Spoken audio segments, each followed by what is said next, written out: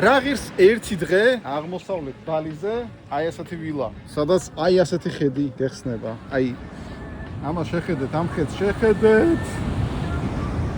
რა ღირს და შეგნით რა ხდება. ესე იგი, შედიხარ მარტივად, აქ შეზლონგები.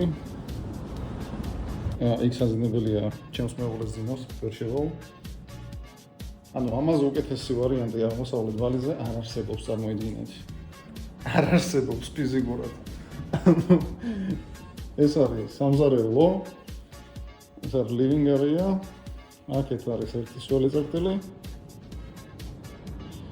აქეთ მეორე სველი წერტილი,